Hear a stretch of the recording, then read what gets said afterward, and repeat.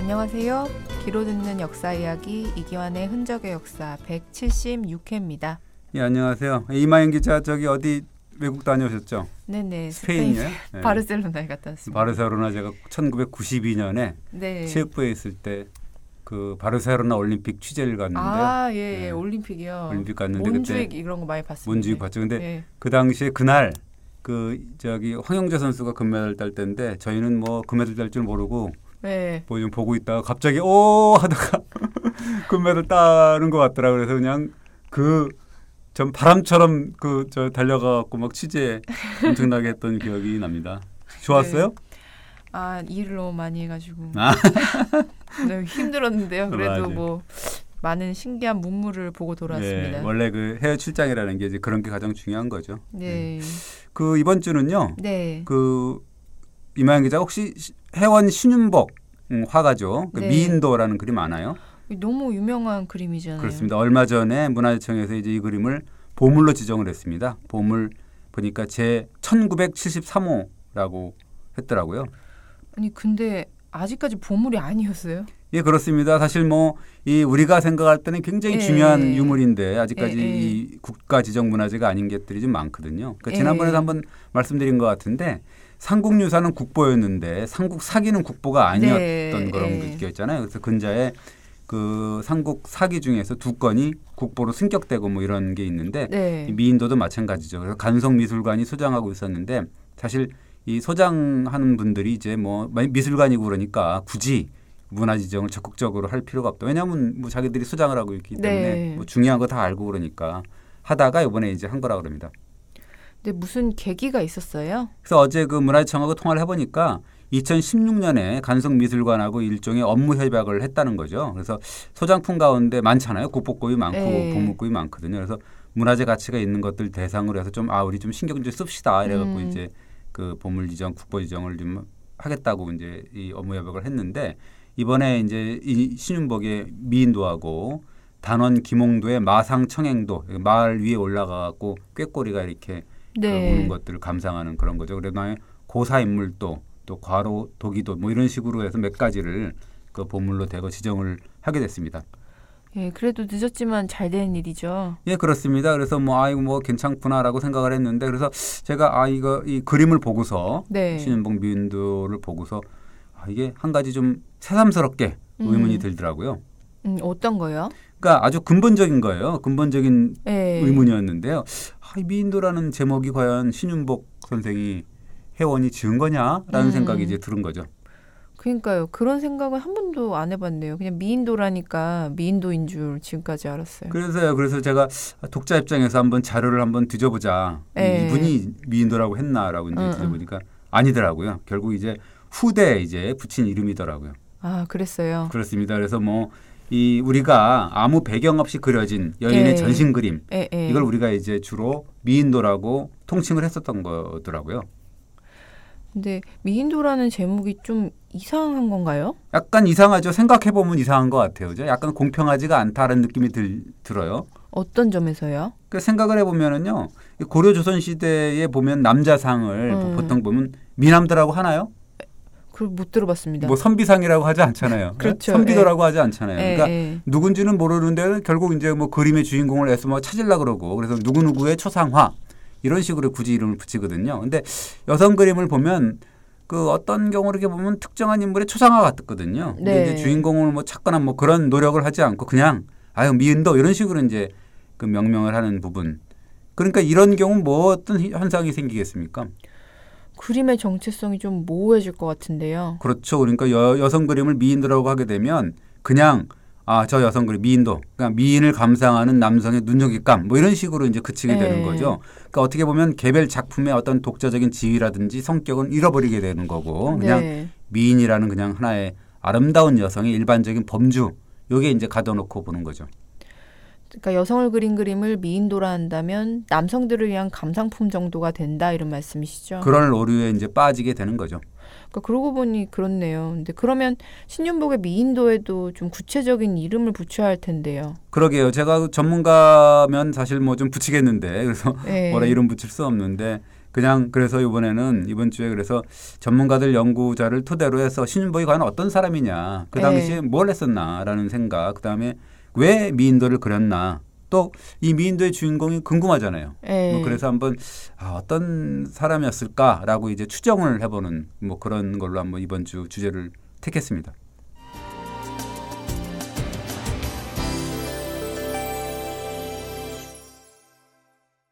근데 미인도라는 용어는 대체 어디서 나온 거예요? 이 중국에서는 사녀화, 사녀도라고 했거든요. 사녀가 뭐예요? 이 사자가 섬긴다는 의미가 있어요. 그래서 이 사녀라고 하면 중국에서는 그 이 왕, 임금, 황제를 이렇게 섬기는 궁녀라는 뜻이거든요. 그래서 당나라 이후에는 이런 궁정 여인, 그다음에 또 혹은 상류사의 여인을 주제로 한 그림을 사녀화라고 했습니다. 그리고 이것이 이제 점차로 아름다운 여인을 그린 그림으로 이제 의미가 좀 확대된 그런 부분이 있는 거죠. 근데 왜 한국에서는 미인도라고 했을까요? 그 옛날부터 뭐 네로라는 어떤 시인, 묵객, 문인들이 미인도라고 했거든요. 그러니까 유명한 우리가 역사적으로 서거정이라든가 그다음에 당대 이승소, 그다음에 이항복, 김상헌 뭐 이런 분들이 그 시나 글을 썼는데 그때 이제 보면 미인도라는 게 등장을 하게 되는데 그 특히나 이제 백사 이항복 같은 경우는 뭐 어떻게 이제 글이 나오냐면 당대 유명한 화가였는데 이흥효라는 그 사람이 그린 미인도 그림에 글을 남겼다라는 글씨가 기록이 있습니다. 그리고 김상원도 명나라 이 화가인 왕질인 미인도를 보고 시 한 수를 썼다라는 청음집의 그런 기록이 나오거든요. 그러면 조선시대 어느 시기부터 미인도라는 표현을 썼다는 얘기네요. 예, 그렇습니다. 그래서 원래 그 중국의 사녀화라든가 한국의 미인도가 그 왜 이게 그렸냐라면 유교의 도덕을 좀 선양하기 위한 그림이었거든요. 예를 들자면 그 우리 조선조의 성종임금 같은 경우는 이 양귀비가 난간을 잡고 있는 그림이라든가 뭐 후비가 나무를 캐는 그림이라든가 그다음에 그 성군의 대명사 요임금의 두 딸인 아황, 어영 그림 뭐 이런 그 세폭짜리 미인도를 그리게 한 다음에 신료들에게 교훈의 글을 써라 이런 식의 어떤 남기기도 했죠. 그러니까 교육적인 의미에서 그린 그림이었구만요. 예, 그렇습니다. 예, 그렇지만 이게 또 어떻게 되겠습니까? 미녀들을 그린 사람이 누구겠어요? 남성이잖아요. 그죠? 그렇죠. 감상한 사람도 결국 남성일 거 아니에요. 그러니까 결국은 처음에는 유교적 교훈용으로 그렸다 손 치더라도 결국은 이제 뭐 남성이 눈요기감 이런 식으로든 좀 뭐 활용됐겠다 이런 생각을 할 수가 있는 거죠. 역시 남자들이라는. 그래서 이게 진짜 기록을 보면 되게 극적인 그 예가 있어요. 역시 남자들이라는 그런 게 있는데 조선 중후기의 유명한 인물이잖아요. 허균. 네네. 있고 그다음에 그보다 한 150여 년 뒤 인물인데 중인 출신의 서화수직가입니다. 돈도 많이 많아갖고 부자였다는데 김광국이라는 분의 이야기가 있어요. 어떤 일화예요? 그러니까 예를 들자면 허균은 당대 화가 이징이라는 사람이 있는데 그림을 좀 몇 첩 그려달라고 부탁을 했어요. 그리고 그 152년 뒤에 인물인 김광국이라는 사람도 신한평이라는 화가한테 그 사람은 아예 그냥 미인도를 그려달라라고 이제 부탁을 했는데 혹시 신한평이 누군지 혹시 아세요? 모르겠어요. 예, 신한평이 누구냐면 이 오늘 주제의 주인공인 신윤복의 아버지로 알려진 인물이죠. 어쨌든 그래서 이 허균의 부탁을 받은 이징은 여러 폭의 이제 부탁대로 그려준 다음에 맨 마지막으로 아이를 씻기는 두 여성 이런 주제로 그려졌거든요. 그 다음에 또 아까 얘기했던 그 신한평도 김광국의 요구대로 150년 뒤에 얘기해죠. 허균보다는 또 요구대로 이제 미녀도를 그려줬는데 이게 150여 년 시차를 두고 여인 그림을 본 허균, 그 다음에 김광국, 감상평이 정말 놀랍도록 비슷합니다. 얼마나 비슷한 감상평을 썼기에 그래요? 들어보십시오. 그러니까 허균은 이렇게 썼죠. 풍성한 살결이며 아양부리는 웃음이 그 요염함을 한껏 발산해서 아리따운 자태가 너무도 사실적이어서 정말로 신묘한 작품이로구나. 이것을 오래도록 펴보고 싶지 않다. 왜 그러냐면 오래 펴보면 밤잠을 설칠까 두려워서이다. 라고 이제 감상평을 했고 김광국이라는 사람 150년 뒤의 인물인데 신한평 그림을 받고 나서 내가 일찍이 신한평 군한테 미녀도를 그려달라고 부탁을 했는데 정말로 그 풍만한 살결과 어여쁜 자태가 너무 실감이 나서 오래 펼쳐볼 수가 없었다. 오래 보았다가는 이부자리를 망치기 십상이기 때문이었다. 뭐 이런 식의 어떤 감상평을 썼습니다. 좀 웃기네요. 네. 김광국은 미녀도였다니까 그렇지만 허균은 아이 씻기는 여자 그림을 보고 그랬다는 거예요? 그러니까요. 뭐 밤잠을 설치고 뭐 허균은 그러고 이부자리를 네. 망칠까 들었고 그건 김광국이 그랬다니까 참 그렇겠죠. 예, 역시나 예나 지금이나 남자들이란 뭔가 이렇게 다른 게 없네요. 아닙니다. 다 그런 건 아닙니다. 저는 뭐 아니. 저는 전혀 이런 생각을 안 듭니다. 근데 미인도 보고도 그러는데 여인의 초상화는 더더군다나 금기시되었겠어요. 예, 그렇습니다. 그래서 숙종실록을 보면 이런 이야기가 나오거든요. 숙종임금이 그 당시에 그 사대부 화관대 김진규라는 사람한테 중전의 초상화를 그리라고 명하는데요. 네. 그 당시에 중전님은 되게 유명한 우리가 아는 인현왕후 민씨거든요. 네. 그러니까 그려달라고 하니까 그러니까 김진규가 아니되옵니다. 본인도 그렇고 신료들도 절대 아니되옵니다라고 막 반발을 했습니다. 왜요? 신하가 감히 왕비의 얼굴을 빤히 마주보고 있을 수 없다라는 네. 거죠. 하도 반대하고 난리치니까 숙정이 야 그러냐 그러면 뭐 우리 저 왕실 종친인 그 임창군 이혼 이런 얘하고 네. 중전의 오빠 네. 그다음 민진우라는 사람인데 그러니까 둘이 좀 곁에 있으면 되는 게 아니야라고 이제 뭐 달랬죠. 그래서 결국 그렸어요? 아닙니다. 반대가 신료들 반대가 너무 심해가지고 초상화권이 이제 무산이 됐거든요. 왜냐하면 내해법이 철저했던 시절이잖아요. 그리고 뭐 아까도 얘기했지만 여인이고 또 국모잖아요. 국모의 얼굴을 빤히 쳐다보고 초상화를 그리는 일이 쉽지 않았죠. 근데 또 가만 생각해 보면 아무리 간 큰 화가라도 왕실의 종친과 뭐 중전의 친오빠까지 두 눈 시퍼렇게 뜨고 감시하는 상황에서 그림이 그려질까요? 벌벌 떨었으니까 뭐 안 났겠죠. 그러면 여자의 초상화는 결국 그릴 수 없었던 거예요? 그 이제 대상은 있죠. 이제 기녀들 뭐 우리가 이제 기생이라고 할 수가 있는 건데 그 사실은 그 전신 그림을 화폭에 좀 담을 수 있는 쳐다보고 그리고 뭐 이런 거 포즈를 취하고 이래야 되니까 좀 약간 신분이 낮은 어떤 화류계 여인 즉 기녀 뭐 이런 대상이 될 수가 있었죠. 화가들이 기녀 초상화를 많이 그렸어요. 그러니까 그게 또 기생이라고 기녀라 그래갖고 여자잖아요. 여자가 뭐 아무한테나 또 얼굴을 맡기겠습니까? 자기 얼굴인데. 네. 지금도 그럴 것 같아요. 그렇죠? 그렇죠. 아무리 모델이라도 아무한테나 뭐 그럼요. 맡기겠어요. 네. 어수권의 패권잡기라는 걸 보면 그 조선 정기 때인데 그 이름난 기생 중에 상림춘이라는 그 기생이 있었는데요. 이 사람이 당대 최고의 화가였던 이상자를 콕 찍어가지고 내 초상화를 그려달라고 요청을 했다 그럽니다. 그러면서 이제 그 글이 나오는데 서울의 광통교 기생 상림춘은 검은고를 잘 타는 것으로 이름을 날렸다. 당시엔 나이가 70이 넘었는데 자신의 초상화를 이상좌라는 화가한테 부탁을 했다. 이런 기록이 있습니다. 그러니까 최고의 기생이니까 나는 최고의 화가한테 얼굴을 맡긴다. 뭐 이런 자존심 아니었을까요? 뭐 그렇죠. 뭐 상림춘뿐만 아니라 그 조선 후기의 최고 화가 중에 한 사람인데 이명기라는 사람이 있거든요. 이 사람 역시 강원도 회양 기생인 단섬이라는 기생의 초상화를 그렸거든요. 그 기록에 보면 뭐라고 나왔냐면 기녀 단섬은 가무에 능했고 글자를 알았고 서화를 엄청 좋아했다. 화가 이명기가 그 단섬을 위해서 작은 작은 그림을 그렸다라는 그런 기록이 있는데 또 여기 흥미로운 대목이 좀 달려 있는 게 뭐냐면 단섬이 이제 그 이명기가 그렸을 거 아니에요, 자기 그림을. 네. 단섬이라는 사람이 요 자기 그림을 그린 그림을 당대에 또 걸출한 문인 화가가 평론가인 표암 강세황한테 또 보냅니다. 그래서 이분한테 이 그림에 맞는 글 좀 써주십시오라고 이제 부탁을 합니다. 이명기, 강세황 하면 엄청 유명한 분들 아니에요? 그렇습니다. 이명기는 특히 이제 이 초상화에 능했다는 거거든요. 네. 그 강세황은 우리가 잘 아는 문인 서화가 평론가 뭐 이렇거든요. 그러니까 단섬이라는 사람은 되게 당돌하기도 하고 대단한 거죠. 당대 최고의 화가 두 사람한테 초상화를 부탁을 하고 또 그 두 사람은 또 경쟁적으로 그림을 그려주고 글을 써주고 뭐 이러는 거 아니에요. 그러면서 이 흔쾌히 응한 강세황의 글이 참 웃깁니다. 뭐라 그러냐면 25살 선옥이 누구냐면 단섬의 단섬의 옛 이름이죠. 선옥이 내 서화를 좋아한다니까 그 맑은 운치를 정말 숭상할 만하구나. 내가 불러서 보고 싶진 않지만 그럴 수 없으니까. 그런데 지금 두루마리 속 미인 그게 뭐냐면 단섬의 초상화죠. 그거를 보니까 정말 매화를 보면서 갈증나는 것을 위로할 만하구나 라는 이런 글을 써주죠. 그 단섬이라는 기생이 얼마나 유명했으면 당대 최고의 화가 두 사람이 동원됐을까요? 대단한 영향력이네요. 사실 강서양 말이 좀 웃기잖아요. 네. 내가 너를 한번 불러서 보고 싶지만 그럴 수 없구나. 근데 두루마리 속 미인 너를 보니까 그림을 보니까 정말 갈증이 나니 많이 뭐 이런 식으로 뭐 이런 글을 줬잖아요. 그러니까 어떻게 보면 단섬이 두 화가를 사이에도 그렇게 쥐락펴락한 게 아닌가. 썸이었군요. 썸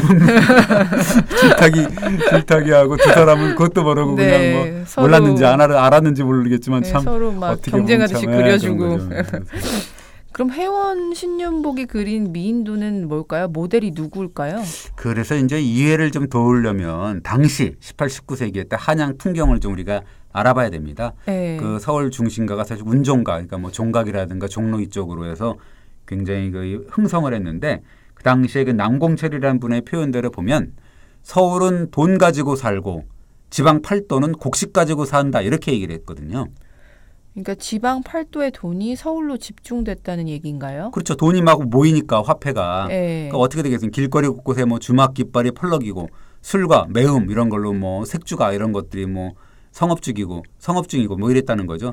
당대 그 한양 풍경을 묘사한 분이 이제 박제가라는 실학자인데 거기 보면 성시전도시에 이렇게 써 있습니다. 서울의 세 군데 큰 저자, 그러니까 그건 뭐 이 종로당, 동대문이든 뭐 이런 데 되거든요. 그 저작거리에 갖가지 상인들이 성업중인데 너무나 얼마나 사람이 많은지 사람의 어깨가 너무 서로 부딪히고 그다음에 여러 가지 상품에 정말 이익을 쫓아서 수레바퀴가 줄을 선다. 그러니까 뭐 지금으로 따지면 뭐겠어요. 그 뭐 화물차, 차 이런 것들이 막 줄을 섰다는 그런 의미죠. 그만큼 한양거리가 흥청망청했다는 얘기네요. 그러니까 이제 돈 많고 그러다 보니까 뭐가 또 발전을 하겠습니까? 유흥업 발전을 하게 되니까 네. 기방 문화가 또 달라졌겠죠. 어떤 문화예요? 그러니까 조선 전기까지는 기생의 집을 관리한 사람이 찾아가고 이제 뭐 무슨 썸을 타거나 뭐 사랑을 하거나 뭐 그런 식으로 이렇게 하룻밤 머물러거나 그랬다 그러는 거라 그러더라고요. 근데 후기 들어서는 서울거리가 흥청망청해지니까 혁명적인 변화를 겪게 되는 거죠. 그거 보면 기록에 그 이렇게 나와요. 실록에 나오는 말인데 1664년 실록인데 그 옛날에 대간인 정창도라는 사람 일행이 술에 취해가지고 창가, 그러니까 뭐 기생집 이런 거고 뭐 몸 파는 여자 뭐 이런 거겠죠. 들렀다가 심야에 걸어 나오면서 그런 무인들이 여학을 즐기던 곳에 뛰어들어서 난투극을 벌였다. 뭐 이런 기사가 막 있거든요. 그러니까 기방 술집에서 술 취한 사람들하고 깡패들하고 싸움이 벌어졌다 뭐 이런 얘기네요. 예, 그렇습니다. 이런 뭐 아주 그 우리가 생각하는 지금 우리가 유흥업소에서 막 그런 벌어지는 그런 일들, 깡패들하고 뭐 이런 것들이 벌어진 거죠. 그리고 예전에 없던 또 업종이 하나 생겼거든요. 그것이 이제 기방의 기부제도다. 기부제도라고 했습니다. 기부가 뭐 하는 사람들인데요? 그러니까 이제 그 당시에 서울에서 국립연회나 이런 데 이제 벌어지게 되면 지방에서 이제 기생들이 동원되거든요. 네네. 서울에 올라오거든요. 근데 그 지방에서 올라오는 기생들을 위해서 무슨 별도의 여비를 관에서 지급하거나 그런 게 없었거든요. 그 착취인가요? 그렇습니다. 그러니까 뭐 서울에 머문 동안에 이제 숙소, 생활비 이런 게 문제가 됐을 거 아니에요. 그래서 그 이때 이제 기녀들의 의식주를 주선하면서 기방 영업도 시키고 뭐 기회도 좀 연마시켜주고 뭐 이런 사람들이 있었는데 이 사람들이 바로 기부다라는 그런 제도죠. 이게 기둥서방이란 말이 됐을까요? 그러니까 낮춰서 말하면 기둥서방이고 아예 조정해서 이제 그 이 기부가 될 수 있는 직업군을 만들어 놨습니다. 서울의 경우는 각전, 그러니까 무슨 대비전이라든가 혹은 뭐 이 세자 뭐 그런 전, 거기 별감, 그다음에 포도청 군관, 승정원의 사령, 의금부의 나장, 군관의 외척의 겸인, 청직이라 해서 우리가 집사 뭐 이런 사람들, 그다음에 무사 이런 사람들 지정을 했습니다.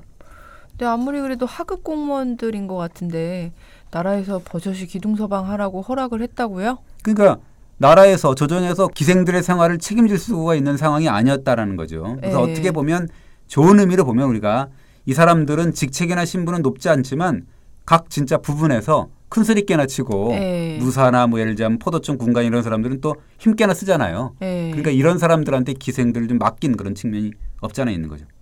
힘이 약한 기생들이니까 이런저런 사람들이 무시하지 못하도록 한 거다. 그러니까 좋은 의미로는 그렇게 볼 수가 있고 뭐 물론 그중에는 악덕 뭐 기둥서방도 있었겠죠, 그죠? 예. 근데 지금 신윤복 이야기 해주시면서 왜 기방, 기둥서방 이야기를 하게 되신 거예요? 이게 사실 관계가 없는 게 아니거든요. 그러니까 신윤복이라는 사람이 누구인지를 제대로 알려주는 기록이 거의 없거든요. 그냥 그렇죠. 그 신한평에 화가 신한평이 이남일녀 중 맞이다 뭐 이런 거 장자다 이렇게 나오고 본명이 신가건이고 윤복은 초명이고 예명이고 뭐 이런 그런 얘기들이 이제 전부고 그렇죠. 영화가 그래서 많이 만들어졌던 네. 것 같은데 신윤복이 여자 아닌가 하는 이야기도 많잖아요. 그러니까 뭐 억측이겠죠, 그거야. 예. 수수께끼 같은 인물이니까 그런 추정도 가능한 건데 예. 그 이구환이라는 사람 18세기 인물인데 거기 보면 청구하사가 이렇게 썼다라고 또 전언하는 게 있습니다. 뭐라 그러냐면 해원 신윤복은 동가숙 서가식 떠돌아다녔고 그다음에 네. 방해인 그러니까 방해인이라는 건 뭐냐면 구계자라고 해서 뭔가 이게 현실에 적응을 하지 않고 그냥 자유로운 영혼이라고 우리가 흔히 얘기할 수 있는 그렇게 네, 살았다. 그다음에 여항인 그다음에 그 여항인은 뭐냐면 왜 그 여염집이라든가 한간이라든가 우리 얘기를 하잖아요. 그러니까 그냥 중인, 서리, 평민층 이런 사람들하고 가까웠다라고 전하는 그런 대목이 있고요. 네. 그다음에 그 서유구의 책을 보면은 신윤복은 김홍도와 함께 그 협사, 그 유흥가의 어떤 풍속화를 즐겨 그렸다라면서 점잖지 못한 그림으로 해서 도화수에서 쫓겨나다 이런 구전도 전해지고 그러거든요. 근데 좀 다 단편적인 이야기들 뿐이네요. 카더라 통신이 좀 많고요. 그러니까 뭐 여자냐 아니냐 뭐 이런 얘기까지 나오고 그러는 건데 그 이 근역 서화징이라고 오세창 선생이 쓴 책이 있는데요. 네. 해원의 직책은 아버지 신한평과 함께 첨사를 지냈다라는 그런 그 대목이 나옵니다. 첨사가 뭔데요? 첨사라는 게 이제 첨절제사의 악칭인데 어떻게 보면 조선 시대의 병영과 수영에 속한 무관 벼슬이거든요. 근데 이상한 게요. 화가인데 왜 무관벼슬을 받아서 부대에 배치된 거예요? 뭐 어떤 연구를 보니까 그렇더라고요. 임진왜란이나 병자호란 겪으면서 예. 지도가 좀 길어져야 되나 관방 지도. 그래야지 이제 네네. 이 뭐 군대 그 배치나 이런 걸 예, 잘 할 거 아닙니까? 예. 굉장히 관심거리였다 그래서 그 이 정조 때 편찬된 대전 통편이라는 걸 보면 그 전국의 각 부대에 그 화가 한 명씩 파견했다 이런 기록이 있더라고요. 그러니까 그래서 아버지 신한평하고 신윤복이 대를 이어서 첨사를 지냈다. 그러니까 이제 각 병영의 군대 수속대 가서 지도 제작, 관방도 이런 것들, 군사 서류의 설계 이런 것들을 맡았다. 뭐 이런 의미가 되는 거고 뭐 그냥 계속 거기서 근무하거나 그러진 않고 이제 뭐 갔다 일 있으면 왔다 갔다 하고 뭐 그런 정도가 있었겠죠. 그리고 첨사라는 직업이 원래 뭐 정상품으로 굉장히 높았다가 나중에는 종육품으로 좀 하향됐다. 뭐 이런 기록들 뭐 그런 분석도 있습니다. 근데 신윤복이 벼슬했다는 첨사직하고 기방하고는 어떤 관계예요? 아까 서울 시내 어떤 기방의 기부, 기둥서방이 될 수 있는 직책 중에 뭐가 하나 있었잖아요. 무사. 네, 그렇죠. 그러니까 신윤복이 무관이니까 기방의 기둥서방이었다는 거군요. 물론 알 수는 없는 거죠. 다만 그 무관이라는 게 하나 있고 그다음에 예. 신윤복이 아까 기록 중에 동가숙 서가식 떠돌아다녔다는 거 아니에요. 그리고 아까 얘기했듯이 자유로운 영혼이었다. 네. 그런 기록이 있고 그다음에 시정에 그 여항인 그러니까 뭐 중인들하고 백성들하고 뭐 어울려 당했다 이런 거잖아요. 그러니까 신윤복이 어떤 기방을 떠돌아다닌 기부일 수도 있다라고 이제 우리가 추정할 수가 있다는 거죠. 근데 신윤복하고 기부하고는 잘 연결되지가 않아요. 그 우리가 생각할 땐 그 악질 기둥서방 이렇게 생각하니까라는 건데 뭐 예. 그 기녀들이 어떤 생사였다 할 걸 쥐고 흔들고 착취하고 뭐 이런 문자가 들어 정말 악질 기둥서방은 아니었겠다. 네. 그러나 다만 이제 풍류남아의 어떤 화원으로서 이 기방 저 기방을 오가면서 한두 달씩 이렇게 살다가 그림이나 그려주고 그다음에 떠나는 뭐 그런 의미의 기부가 아니었을까. 그러니까 우리가 좋은 의미로 보면 기생들의 오빠 이렇게 우리가 표현할 수가 있겠죠. 그래서 그 신윤복하고 기녀 이건 좀 뗄래야 뗄 수 없는 어떤 밀접한 관계가 아닌가 이렇게 우리가 보는 거죠. 또 어떤 점에서요? 그 이 풍속도 하면 사실은 단원 김홍도하고 해원 신윤복 우리가 흔히 그렇죠. 꼽잖아요. 예. 그 사실 두 사람 굉장히 다른 작품 세계거든요. 예. 단원의 경우는 우리가 알지만 서민들의 일상과 애환 이런 걸 정말 진솔하게 해학적으로 그렸지 않습니까? 그렇죠. 그런데 해원 작품들을 보면 거의 전 작품에 여인이 등장을 하고요. 예. 그다음에 이 특히나 해원 전신첩이라는 국보가 있거든요. 거기 보면 예. 30작품이 있는데 거의 18, 17작품이 주인공이 기녀거든요. 여성이 많은 줄은 알았는데 기녀가 그렇게 많은지 몰랐어요. 그렇습니다. 그래서 여성이 많은 것도 사실 의미가 있는 거. 왜냐하면 그동안에 사실 그때까지도 네. 여성들이 화면에 등장을 하진 않았잖아요. 그렇죠. 그럼에도 불구하고 이제 화면에 등장시켰고 그다음에 특히나 기녀를 과감하게 표현을 했는데 우리가 어떤 의미로 보면 꼭꼭 눌렸던 여인들의 속내를 과감하게 내보인 거고 어떻게 우리가 포장을 해서 얘기한다 그러면 견고한 유교 사회에 갇혀 있던 여성들을 담장 밖으로 해방시켰다라고 우리가 그렇게까지 표현을 하게 됩니다. 근데 조선시대 시대 분위기로 보면 쉽지 않았을 것 같은데요. 그러니까 혜원이 좀 대단한 분이라고 생각을 하는 거죠. 시대의 금기를 깨는 대담한 도전이었다라고 볼 수가 있는 거죠. 그러니까 그림을 보면 이게 참 그 여성들 주인공으로 하면서 네. 또 양반 사대부를 쪼다로 만드는 그런 게 있어요. 보셨죠? 네. 뭐 전부를 본 건 아니지만 그 신용복 푼속도를 보면은 되게 재미있잖아요. 그러니까 대표적으로 우리가 단오풍정이라는 걸 한번 꼭 보십시오. 그걸 보면 네. 이 단오날 기녀들이 이제 그 속살을 드러낸 채 목욕하고 막 그네 타는 모습 이런 게 있거든요. 네. 이게 뭐 여러 가지 하여튼 그 뭐 반나루 나오고 막 그럽니다. 그래서 이거를 일각에서는 조선 최초의 누드화가 아니냐라고 우리가 얘기를 하죠. 조선 최초의 키스신 그림도 있어요? 월하밀회라는 게 있거든요. 예. 남녀가 이렇게 포옹하고 미래를 나누고 또 다른 여인은 또 담에 의지해서 그걸 또 지켜보고 이런 예, 거거든요. 그 그림요. 예. 예. 그래서 이 두 남녀의 애정신을 바라본 여인은 얼마나 애간장이 놓을까. 이게 최초의 키스신이다. 네. 포옹신이다. 이렇게 우리가 얘기를 하죠. 아까 그 양반들을 쪼다다 이렇게 쪼다로 만들었다 이런 말씀하셨는데요. 대표적인 그림인데 연소잡청 한번 반드시 네. 보시기 바랍니다. 네. 기생들의 봄나들이를 그린 작품이거든요. 예. 근데 참 거의 그 그림에 나온 양반들의 꼬락서니를 보면 정말 우습습니다. 기생들을 말에 딱 태웁니다. 네. 그 이제 주인으로 모시는 거죠. 그래서 말에 탄 기생이 손을 딱 내미니까 얼른 달려와서 또 담뱃대를 이렇게 건네줘요. 또 어떤 남자는 다른 남자는 자기 갓을 마부한테 넘기고 자기가 마부 번거지를 쓰고 이제 걷고 있습니다. 이게 무슨 말이냐? 당신의 마부가 되어주겠습니다라고 이제 기생한테 그렇게 또 그러는 거죠. 당신의 마부가 되겠다는 거는 뭔가 사랑의 의미인가요? 사랑의 포로가 되겠다고 이제 바보들이 자청을 하게 되는 거죠. 그리고 어떤 그 그림에 이렇게 보면 또 막 또 늦었는지 막 달려가는 막 그런 또 막 그림이 있거든요. 제가 지금 다 검색해서 보고 있습니다. 그러니까 유곽쟁웅이라는 또 그 그림이 하나 있어요. 거기 보면 이제 꼴사 나온 양반 한량들의 술집 난투국 이런 게 또 나오거든요. 뭐 같이 다 망가질 정도로 우통을 벗어주지 말고 막 으름장을 놓고 막 이제 싸움 한참 벌어지고 나서 한 대 맞고 막 이런 사람이 있고 또 이제 나이 좀 먹었는데 그 더 싸우면은 질 것 같은데 그 이제 젊은 사람들 이제 포졸 나졸들이 또 이렇게 딱 이렇게 말리고 뭐 이런 거 이거 막 있습니다. 그러니까 막 그런 사진 그런 그림들이 있고 좀 대단한 이 얻어 터지는 사진 이런 것도 있는 거죠. 정말 생생한 묘사네요. 그 지금 검색해서 보고 있어요. 네, 지금 보고 있습니다. 그 굉장히 생생한 묘사죠. 그 그림들 그 해원점신첩이나 이런 미인도나 이런 거 보면 찬찬히 보면 정말 재미있거든요. 풍속도가 그래서 맛이 있는 것 같아요. 그 뭐 나중에 뭐 할 기회가 있겠지만 김득신의 뭐 이런 뭐 야묘 도추동가 뭐 그런 게 있는데 그것도 마찬가지고 하여튼 그 기방에서 잔뼈가 특히나 이제 해원 같은 경우는 기방에서 잔뼈가 굵은 사람이 아니고서는 도저히 그릴 수 없는 그런 장면들이 많습니다. 그러면 신윤복이 그린 미인도도 기생하고 관계가 깊은 건가요? 아까 그래서 뭐 신윤복 기생들의 오빠 뭐 이렇게 표현할 수가 있다 그랬잖아요. 네, 그러면 근데 그렇지만 이게 기생이 아니라 사대부 여인을 그린 걸 수도 있잖아요.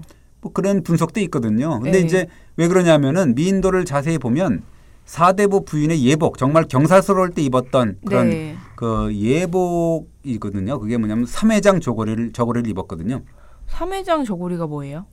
삼회장 저고리 뭐 아실 것 같아요. 이렇게 보면 깃, 고름, 소매 이런 끝동 이런 것들 다른 천을 대 갖고 이렇게 만든 저고리라 그러는데 이걸 입었으니까 사대부 여인이 아니냐라는 해석이 나오는 건데 그러나 아닐 것이다라는 그런 게 일반적인 분석이더라고요. 그건 어떤 근거예요? 아까 얘기했듯이 여염댁 규수가 외간 남자 앞에서 모델했다는 거 이거는 좀 상상할 수 없는 게 아니냐. 그러니까 다만 그래서 이제 그 남성과의 접촉이 좀 자유로웠던 기생이 아니겠냐라고 보는 거죠. 신윤복의 미인도는 보면 볼수록 잘 그린 그림 같아요. 제가 잘 그림 모르지만. 저도 뭐 그림은 모르지만 저도 이렇게 봐도 되게 잘 그린 그림이다. 그 누구가 보면은 의자에 앉아 있는 거 아니에요? 이렇게 얘기하는 사람도 있다 그러더라고요. 보면 그 그림을 보면 약간 키가 좀 작은 것 같고 그다음에 배를 쫙 내밀 듯하고 치마가 이렇게 풍성하고 이렇게 해서 의자에 앉아 있는 것 같은 느낌 그런 것도 있는데 그 여인의 손길도 보면 되게 갖가지 해석이 나오거든요. 그 손장 놀이개라든가 옷고름을 매만지고 있거든요. 그래서 저게 그 저고리 고름 나비 매듭을 푼 뒤에 마지막 매듭을 풀어내리는 모습 아니야? 라는 사람이 있고 아니야. 그냥 놀이개를 옷고름에 매어 늘어뜨리는 그런 동작이야. 라고 보는 사람도 있고 그렇더라고요. 지금 제가 그림을 봐도 뭐가 맞는지 모르겠어요. 그러니까요. 그러니까 보면 이 가채머리도 구름 같고 그다음에 이 저고리도 보면은 길이가 되게 짧고 소매통이 좁잖아요. 그다음에 그렇네요. 풍성한 치마, 그다음에 속옷바지, 그다음에 이 고개를 살짝 내리고 시선을 또 아래로 싹 뒀잖아요. 뭐 넓은 이마, 그다음에 앳되고 둥근 얼굴, 가늘고 긴 선한 눈. 지금으로 따지면 쌍꺼풀이나 뭐 눈이 둥글거나 그렇지 않고 옛날 사람처럼 그렇게 되는 거고 눈썹도 가느다랗고 그다음에 그렇죠. 코도 이 작고 둥글고 그 입술도 꽉 다물었고 그다음에 목 뒤를 보면 실머리가 살짝 흘러내리고 그다음에 발을 보세요. 발 보면 살짝 모습을 드러내는 속꽃자락과 새하얀 버선 이렇게 표현이 되고 있죠. 살짝 보이죠, 그죠? 네네네 보입니다. 이게 뭐니 해도 이게 웃는 건지 마는 건지 하는 미소가 백미 같은데요. 우리가 이제 흔히 그냥 표현하기로는 모나리자의 미소 이렇게 얘기를 하죠, 서양에는. 근데 우리 이 신윤복의 미인도를 봐도 굉장히 그 미소가 알쏭달쏭해요. 이게 또 이제 화가의 시선이 좀 부끄러워서 그런 건가? 뭐 이런 생각 들 정도로. 근데 미인도 작품에 글도 쓰여 있다면서요. 여기 본이 있어요. 그렇죠. 그러니까 화가가 이 그림 다 그려놓고 작품 왼쪽 위에 정말 일필리주로 써내려간 한 편의 글이 있는데요. 이게 또 인상적이거든요. 제가 지금 보고 있는데도 하나도 읽을 수가 없습니다. 이게 뭐라고 써 있는 건가요? 한자로 썼으니까는 뭐 해석을 하게 되면 이렇게 된 가슴속에 서려있는 여인의 봄볕 같은 정, 붓끝으로 그 마음까지 고스란히 옮겨놓았네. 라고 하는데 그 한자로 맨 뒤에 보면 전신이라는 표현을 썼습니다. 전신이 뭐냐면 전하다는 전자하고 그다음에 귀신 신자의 신자거든요. 그 전신이 뭐냐면 신이 귀신 신자가 정신이라는 의미가 있어요. 그러니까 정신을 전한다는 의미죠. 그런 의미가 있습니다. 그림을 그릴 때 정신을 전한다 이런 말이에요? 그러니까 우리나라 사람들이나 동양에서 초상화를 그릴 때의 태도가 바로 이 전신이거든요. 외면을 그대로 그리는 그런 게 중요하지 않다. 그게 중요한 것보다는 모델의 마음속 그 정신을 정말 그려야 된다라는 거거든요. 이것이 초상화를 그릴 때 기본이거든요. 우리나라 같은 경우가. 그러니까 신윤복 같은 경우는 여인의 초상화를 다 그린 다음에 내가 정말 이 여인의 가슴속 정신까지 다 그렸어 라는 만족감, 희열 이런 걸 정말 표현한 거라고 볼 수가 있는 거죠. 얼마나 그림에 만족을 했으면 그런 시까지 남겼을까요? 그러니까는요. 그러니까 이 자체가 어떻게 보면 이 모델이었을 거 아니에요. 여인이. 정말 의기투합을 하지 않았으면 모델과 의기투합을 하지 않았다면 그래서 혼연인체를 이루지 않았다 그러면 나올 수 없는 작품이다. 우리가 그렇게 볼 수가 있습니다. 또 이제 모델도 화가를 믿었으니까 좋은 포즈가 나왔던 거 아닐까요? 그렇죠. 그러니까 신윤복이 시를 썼잖아요. 거기 보면 여인이 봄날에 피어나는 춘정, 춘정이 봄날에 피어나는 춘정이죠. 그 화가 앞에서 숨겼다면 저런 표정이 나왔겠느냐라는 거고 마찬가지로 화가도 저 모델의 마음까지 속속들이 파악을 하고 있었기 때문에 저런 그림이 나왔다라고 우리가 해석할 수가 있습니다. 근데 신윤복이 저렇게 혼신을 다해 그린 작품의 모델은 과연 누구였을까요? 우리가 흔히 뮤즈라고 하잖아요. 누구누구의 뮤즈. 뮤즈가 이제 우리가 흔히 얘기하는 예술적 영감을 불어넣은 그런 여신 이렇게 얘기를 하는데 저 사람이 저 여인이 과연 혜원의 뮤즈였을까? 혹은 기방을 떠들면서 이제 자유로운 영혼이었다 그랬지 않습니까? 진정으로 사랑했던 연모했던 단 한 사람의 여인이었을까라고 우리가 상상만 하는 거죠. 근데 사실 이 모델을 보면 혜원 전신첩 30점에 나오는 그런 기생들의 모습하고 약간 유사하다 이런 분석도 있거든요. 그러니까 예를 들자면 아까 얘기했던 연소답층이라든가 상춘야행이라든가 이런 데 나오는 기생들의 모습, 머리 스타일, 그다음에 포즈 이런 거랑 흡사하다. 이런 분석이 있습니다. 근데 이 미인도 말고 비슷한 미인도가 또 있어요?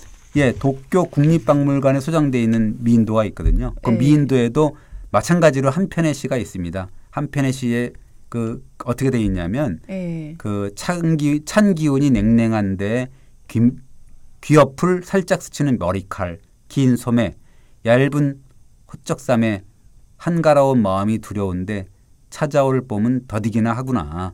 꽃가지나 꺾고 홀로 바라보네라는 이제 그 시가 하나 있는데 네. 그 시에 보면 을유년이라고 돼 있거든요. 그리고 기거하던 곳에서 그렸다 이런 구절이 있습니다. 을유년이라고 하면 19세기 을유년은 1825년 혹은 1885년이거든요. 예. 그러니까 어떻게 보면 기거하는 곳이라는 거는 이거는 기방에 머물던 화가가 그런 작품이 아니냐라는 해석이 가능한 거죠. 그럼 이 작품도 신용복 작품일 수도 있는 거 아니에요? 그런데 이제 그런 사람도 있다고 하긴 하는데 네. 이게 그렸던 뭐 잘 모르는 그런 거예요. 작자 미상이라고 우리가 공식적으로 얘기하고 있거든요. 근데 혜원이 진짜 그렸던 그리지 않았던 이 작품 두 개는 굉장히 차이가 있습니다. 이 도쿄박물관 미인도는 좀 되게 동적이고 가채머리 이런 게 되게 그 이 섬세함이 떨어지거든요. 얼굴 표정도 그렇고 그다음에 치마 주름도 정말 이게 너무 진하게 그렸다. 그리고 네. 주인공이 결정적으로 너무 지나치게 노골적으로 웃는다. 이런 것도 좀 마음에 걸린다. 이런 표현이 있어요. 그 한마디로 작품의 질이 좀 떨어진다 이런 얘기인가 봐요. 그러니까 이제 그게 정말 아까 얘기했던 처음에 미인도 그거는 네. 모델의 정신까지 닮았다. 이렇게 의기양양해서 막 글을 썼잖아요. 네. 그런 소감하고 아까 얘기했듯이 이 소감을 보면 찬바람이 찬 기운이 냉랭하고 봄은 더디다 뭐 이런 식의 어떤 약간 좀 이상한 무미건조하다 그럴까 찬 냉랭한 그런 글을 남겼지 않습니까? 아 그렇네요. 근데 만약 두 작품을 신용복이 그렸다면 작품을 대하는 태도가 달랐다는 얘기겠죠? 그렇죠. 그러니까 뭐 아닐 가능성이 있는데 그 만약에 그렸다 손 치더라도 이게 그 모델 그다음에 작품을 대하는 화가의 마음이 천양지차였다. 뭐 이렇게 우리가 볼 수 있는 거고 진정으로 연무했던 마음속 여인을 그렸을 때하고 그냥 주문받아서 그려준 여인하고 약간 다른 게 아니냐 우리가 흔히 이렇게 상상할 수가 있는 거죠. 네, 그나저나 신윤복의 미인도에 대한 정확한 이름을 다시 지을 수는 없을까요? 잘 생각해 보십시오. 저는 잘 모르겠어요. 이게 화제에 나오는 그런 글씨, 네. 글의 내용하고 좀 관련이 있는 그런 구체적으로 네. 한번 이렇게 해보면 되는데 전문가들이 한번 잘 좀 미인도 말고 좀 좋은 그림이 있는지 한번 파악을 해봤으면 좋겠습니다. 한번 그림을 이번 기회에 한번 혜원의 그런 혜원 전시첩이라든가 30작품이나 되고 굉장히 재밌고 그러니까 풍속도라든지 미인도 한번 보시는 기회가 됐으면 좋겠습니다. 감사합니다. 네, 감사합니다.